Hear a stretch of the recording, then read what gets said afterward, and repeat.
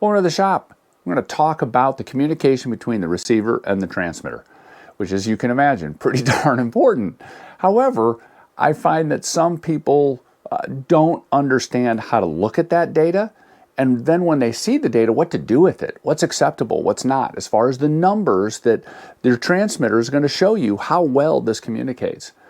And there's terms like antenna fades and frame losses and holds and things like that. And I go into a little explanation of that, not too detailed, but more importantly, what the numbers represent and how to resolve that problem. And I'm going to go into that, but it's super critical that you take a look at that. So anyway, we're going to get into it. Hey, as always, if you have any questions, leave a comment. If you like these kind of videos, hit that like button. Helps me out a lot. All right, let's get into it. I recommend you take a look at your flight log periodically. For maidens and such, it's paramount, but for regular flying, you should take a look at these numbers. And A is for antenna fades. That F there is for frame losses, and H is for holds. If you have any holds, you got a problem. Here's an example of a train wreck of a communication between your receiver and your transmitter with 689 antenna fades. And the amount of fades also has to do with the amount of frame losses. And the more frame losses you have, the potential to have more holds. And a hold is actually, you don't have control over the plane. As far as it's a serious issue. You're going to go into fail-safe at that point. Let's talk about your first flight, maiden flight. You're all excited, you're getting your plane, you're going to get on the runway and fly it. Well, whoa, slow down there, cowboy. You need to do a range test. So Spectrum, in this case, they have documentation that says, hey, range test. And here's what the range test is all about. You're going to go back about 30 yards from your plane, and you're going to go into range test mode. Let me show you what that looks like. Here's how range test mode works. Basically, it's one of your normal functions on your transmitter. See right there, range test. When you select it, you're not going to see anything. You're not going to see any numbers, you shouldn't, because you're in full power. That I button on the top, you press that and you go into reduced mode. So it's sending out a lower signal. This is kind of your standard situation where now you're going to do what I do is a walk around. Let me show you what that looks like. All right, so my plane's on the ground, and I'm walking back about 30 paces or more, and I'm going to push that button to go into reduce mode. Now, I'm moving the ailerons and all that, but it really doesn't matter because the Spectrum system is telling me how good things are. Old school, before we had, or if you have a system that doesn't have this kind of telemetry to give you those numbers, this is how you do it. You're going to move the control surfaces when they start jittering on you or not moving, then you've got bad connection. But with Spectrum, I basically go through this process and I do kind of a circle around the plane because you might have great reception if you're parallel to the plane. But what if the plane is heading towards you? Is the battery getting in the way? Or the plane is flying away from you? The antenna is pointed in a bad position? Maybe. The good news is that your Spectrum radio is going to tell you how good that connection is. So I'll walk all the way around the plane, and another way to do it is have somebody hold your plane and rotate it slowly as you stand in place. Okay, you did the range check and you got some numbers. Well, what do they mean? What's acceptable?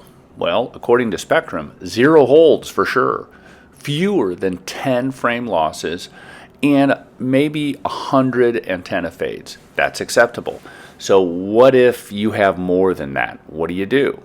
I do want to talk about the antenna itself. So here's a brand new receiver, and when you pop it open, you got that long antenna. The only part that really matters on that antenna is that last 20 millimeters or whatever, that part right there. I will typically work pretty hard on routing my antenna so that last 20 millimeters is away from everything. And I'll use Blenderm tape and tape it to the wall of the foam, but making sure that it's away from as many electrical things and batteries as I can. You'll also notice on my receivers that have 2 antennas, one antenna is placed horizontally and the other one is placed vertically. It just maximizes the performance on the way your transmitter is communicating with your receiver. Some of the receivers don't have antennas as far as wires, like this one. So that I try to place it in a spot that is away from everything. All right, now you do another range test and see what those results are. If the results are good and acceptable, go fly. If the results are still bad, look at those antennas again and reroute. If not, on some of the receivers we have an additional option to help. It's a satellite receiver. And it basically is another antenna system that your transmitter will pick up, and it makes a big difference. Another thing to look at when troubleshooting is the fact that your receiver might be bad. There's no doubt about it. I mean, you can update the latest firmware, and I've done all of that and still had issues. Turns out when I swap it out for a new receiver, I don't have the problem. So it was the receiver problem. I contacted the manufacturer and they took care of it. So it's just something to think about. If you have added a satellite, your monitor, your flight log, is going to look a little different. You're going to have under A, there's going to be a B, and B is that satellite receiver. So you're getting telemetry on how well the different antennas are working. So now when you do your range test, you'll have more data, and it's super helpful. In fact, I put satellites on all planes that I like, as far as that I have a financial investment in. It's a low cost way of multiplying the performance of the radio system. So wouldn't it be cool if your radio told you if you were having any issues with your telemetry? So you do. The Spectrum system and other systems out there will warn you if you're having issues. So let me show you what that looks like as far as going into the telemetry and making some changes.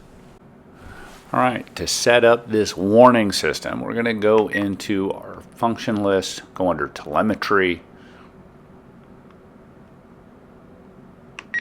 and we're going to go to flight log. And this is just a way of setting these up. Now, not all radios don't do this, but this one does. So I'm going to set up that if I get a single hold, it's going to tell me, hey, you have a hold. I'm also going to change the signal thing to, instead of the dB, which I don't understand, but I understand our percentages. What percentage of performance that I have. And I'm going to change it so it's going to tell me when I'm at 40%. So again, great way to have a system that gives you warnings like you need it. One of the things to think about, though, is, and don't go crazy with this, as far as paranoia. If you have any holds, that is a serious problem. If you're flying for 5-8 minutes and you have several hundreds of antenna fades and frame losses, that's fine. That's totally acceptable. It's just when you start getting into massive number of frame losses, then you're going to start getting into the holds, and that's the problem. So just periodically take a look at that.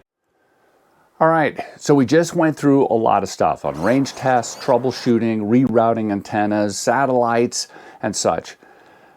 I implore you to continue to look at that every once in a while. You fly your plane, you've been flying it a while, and go take a look at that data.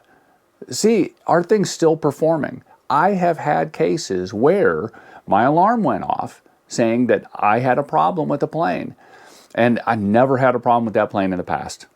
So landed it, and I noticed my numbers were off the chart. Don't know why, just happens. Rebooted my radio, rebooted my receiver, and checked again, did a range test, everything was fine. It's just one of those things, but I think it's critical to understand what's happening and then how to troubleshoot and fix that. So anyway, hope you enjoyed the video. If you have any questions, leave a comment. If you like this kind of stuff, obviously hit the like button. Appreciate it. Have a great day.